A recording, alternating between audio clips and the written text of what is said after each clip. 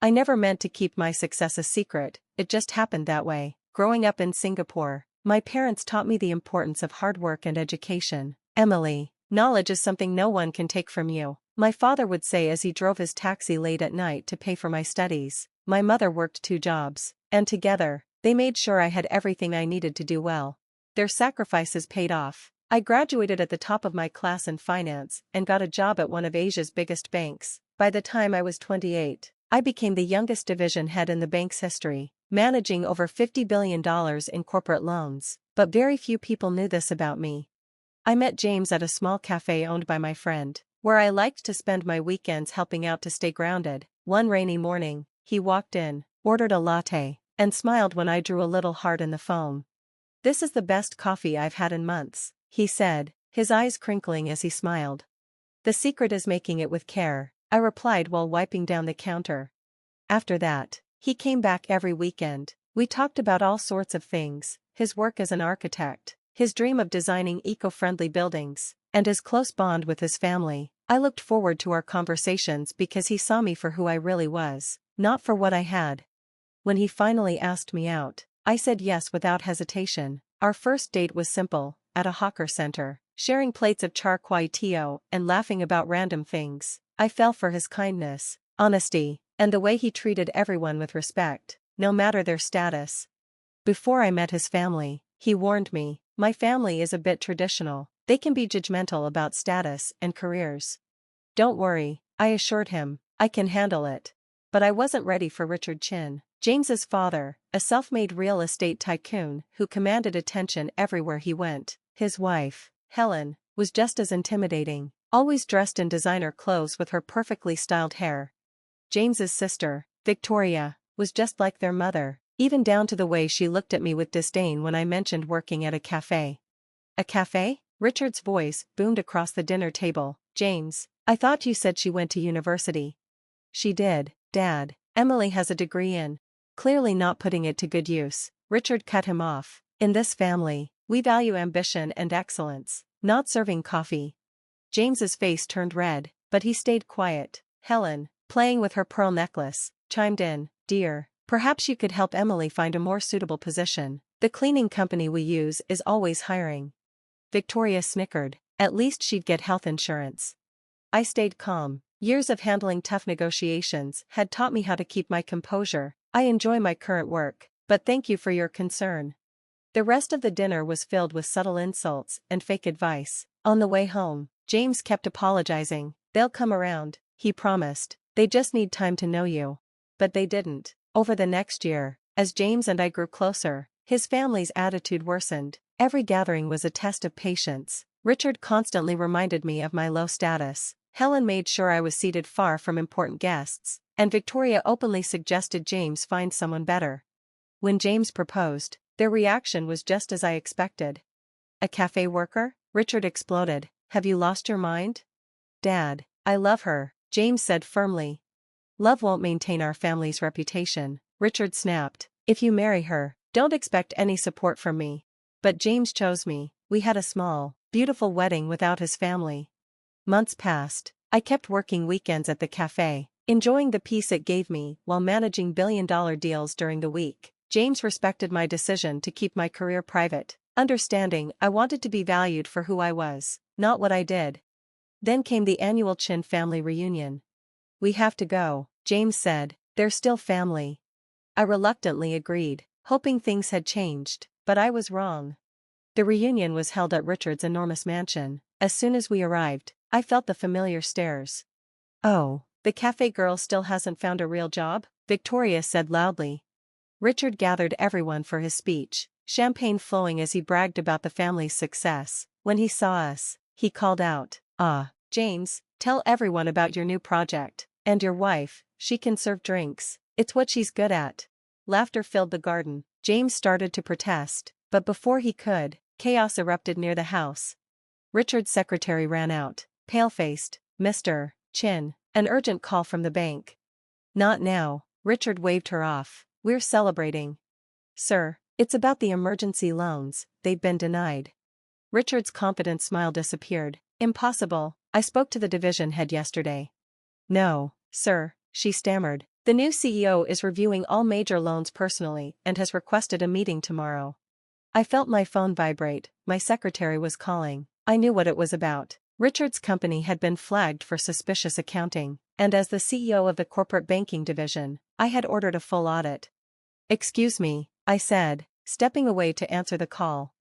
"Ma'am," my secretary said, "Chin Development's financials are worse than we thought. The audit shows systematic misrepresentation of assets." "Send me the files," I replied. "I'll review them tonight." When I returned, Richard was in full-blown panic. His usual arrogance was gone, replaced by desperation as he barked orders into his phone. Helen stood nearby, nervously wringing her hands, while Victoria approached me with a fake, sweet tone. "Looks like Daddy's company is in trouble. Not that you'd understand business matters. More champagne?" I smiled politely. "No, thank you, but I do have a question. How's your position at your father's company?" She straightened up proudly. "I'm the executive vice president of operations." "Interesting," I said. "And what exactly do you do?"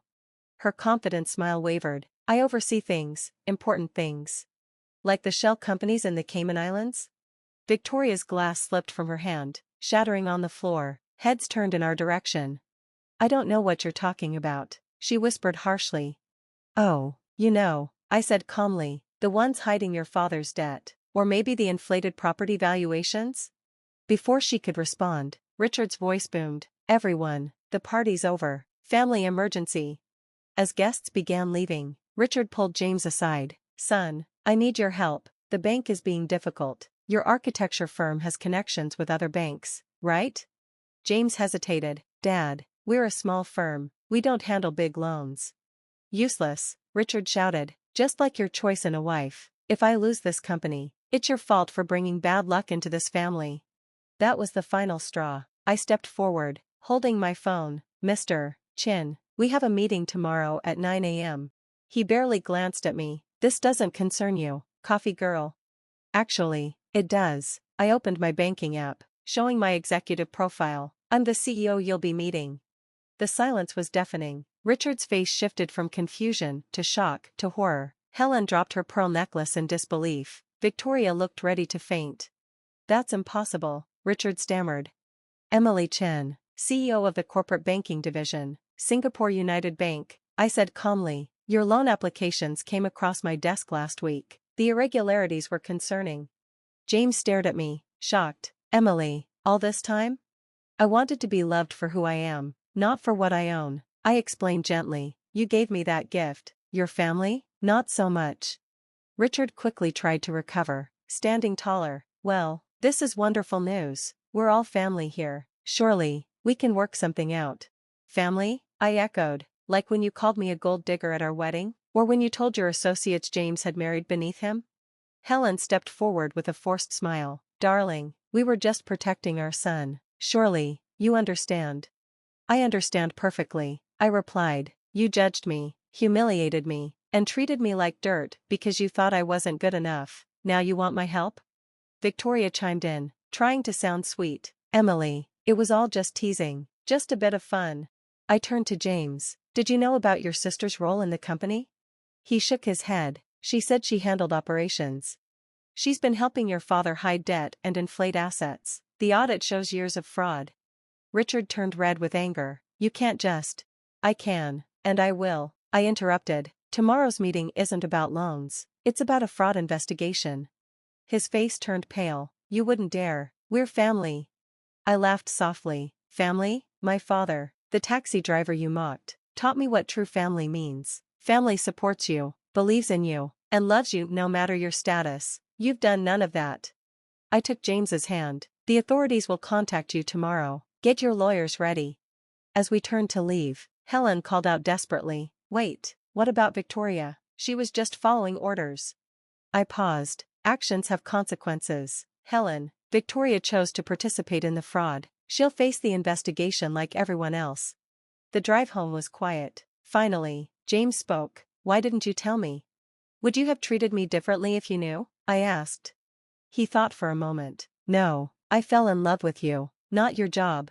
"That's why I fell in love with you too," I said, squeezing his hand. "I'm sorry for keeping this from you. I just needed to know our love was real." I looked at Helen, her once unshakable confidence now replaced by humility. A chance to apologize? I repeated. Yes, she said, her voice trembling. I know I can't undo the harm we caused, but I want to make amends.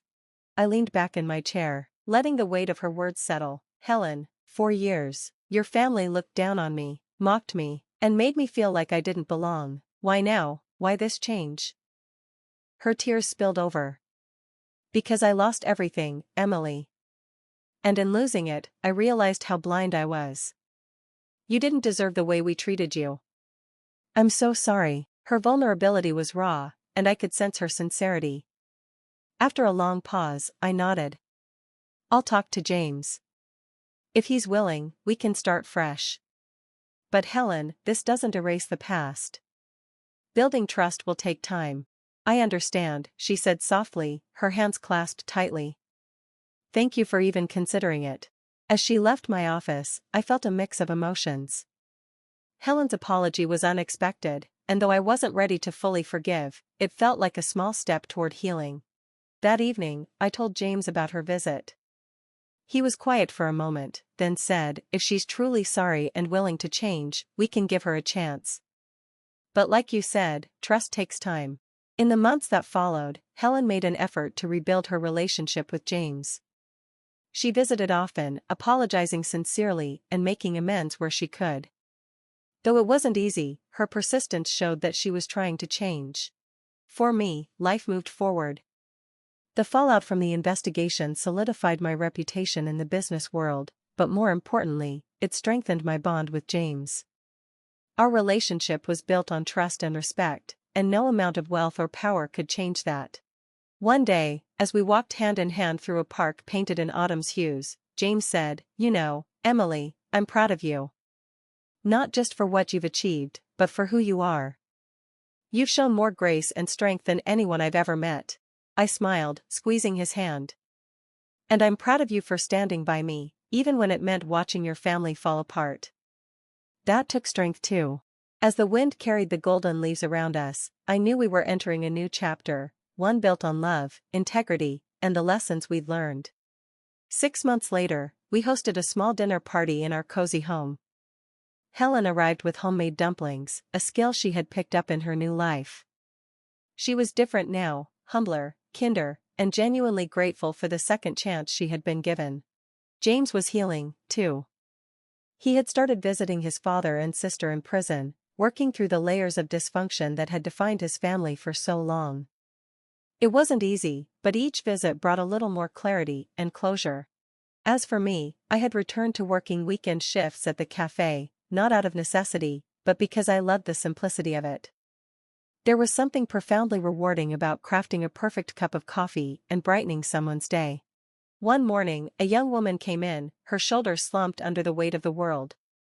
Rough day? I asked, drawing a heart in her latte foam. She sighed. My boyfriend's parents think I'm not good enough for him. Wrong background, wrong job. I smiled, recalling the beginning of my own journey. Let me tell you a story about family, pride, and what really matters in the end. Life has a way of teaching us its most important lessons. Sometimes it takes losing everything to understand what truly matters. Richard and Victoria learned this through their time in prison. Helen learned it through humility and starting over. And I learned it by staying true to myself, even when others doubted me. James and I are expecting our first child now, a little girl we've decided to name Grace. She will be a living reminder that even in the hardest times, there's room for mercy and forgiveness. Helen is excited to be a grandmother, and even Richard, through his letters from prison, seems to be reflecting on the legacy he wants to leave behind. The cafe still stands, a humble reminder of where our story began. Occasionally, customers recognize me as the banking CEO who serves coffee on weekends. They often ask why I still do it. My answer is always the same, because every cup of coffee is a chance to make someone's day better. And at the end of our lives, isn't that what really matters? Most of them smile, whether they understand or not. But I know my truth. Success isn't about power, revenge, or proving others wrong. It's about integrity, compassion, and the courage to be yourself. It's about showing kindness, even to those who've hurt you, and believing in the possibility of redemption. As I write this, I'm sitting in the cafe, watching the sunrise paint the city in shades of hope. James will join me soon, as he does every weekend. Helen might stop by with her dumplings. Life isn't perfect, but it's real, and it's rich with lessons learned. Sometimes, when I'm making coffee or reviewing billion-dollar deals, I think about my father's words: knowledge is the one thing nobody can take from you. He was right, but he missed something important. Integrity, compassion, and the courage to be yourself, those are things no one can take from you either.